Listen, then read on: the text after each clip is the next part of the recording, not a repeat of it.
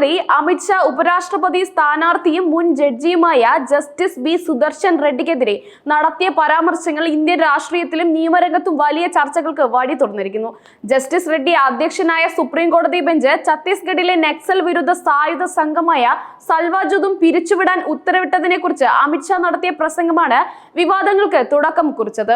അമിത്ഷായുടെ പ്രസ്താവനകളെ വിമർശിച്ച് മുൻ സുപ്രീം കോടതി ജഡ്ജിമാരും നിയമവിദഗ്ധരും ഉൾപ്പെടെയുള്ളവർ രംഗത്തെത്തിയതോടെ വിഷയം കൂടുതൽ സങ്കീർണമായി.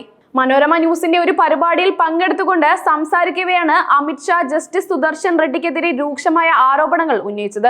സൽവാജൂദും പിരിച്ചുവിട്ട സുപ്രീം കോടതി വിധി ഇല്ലായിരുന്നെങ്കിൽ 5 വർഷം മുമ്പേ നക്സലിസം പൂർണ്ണമായി ഇല്ലാതാക്കാൻ കഴിയുമായിരുന്നുവെന്ന് അദ്ദേഹം പറഞ്ഞു. നക്സൽ വിരുദ്ധ പ്രവർത്തനങ്ങളെ തടസ്സപ്പെടുത്തുന്ന ഒരു പ്രത്യയശാസ്ത്രത്തിൽ നിന്ന് പ്രചോദനം ഉൾക്കൊണ്ടാണ് ജസ്റ്റിസ് റെഡ്ഡി ഈ വിധി പ്രസ്താവിച്ചതെന്നും അമിത്ഷാ ആരോപിച്ചു. ഇന്ത്യ സഖ്യത്തിന്റെ ഉപരാഷ്ട്രപതി സ്ഥാനാർത്ഥിയായ ജസ്റ്റിസ് റെഡ്ഡി മത്സരിക്കുന്ന ഈ ഘട്ടത്തിൽ ഈ പ്രസ്താവന രാഷ്ട്രീയ ലക്ഷ്യങ്ങളോടെയുള്ളതാണെന്ന് പലരും വിലയിരുത്തുന്നു. അമിത്ഷായുടെ പ്രസ്താവനയ്ക്കെതിരെ 7 മുൻ സുപ്രീം കോടതി ജഡ്ജിമാർ, 3 മുൻ ഹൈക്കോടതി ജഡ്ജിമാർ, 8 ഹൈക്കോടതി അഡീഷണൽ ജഡ്ജിമാർ, 2 നിയമവിദഗ്ധർ എന്നിവർ ചേർന്ന് ഒരു പ്രസ്താവന പുറത്തിറക്കി. Justice A K Patnaik, Gopal Gowda, Kurian Joseph, Madan B Lokur, J Chelameswar, S Muralidharan, K Chandru, professor Mohan Gopal, Sanjay Hegde തുടങ്ങിയ പ്രമുഖരാണ് പ്രസ്താവനയിൽ ഒപ്പുവെച്ചത്.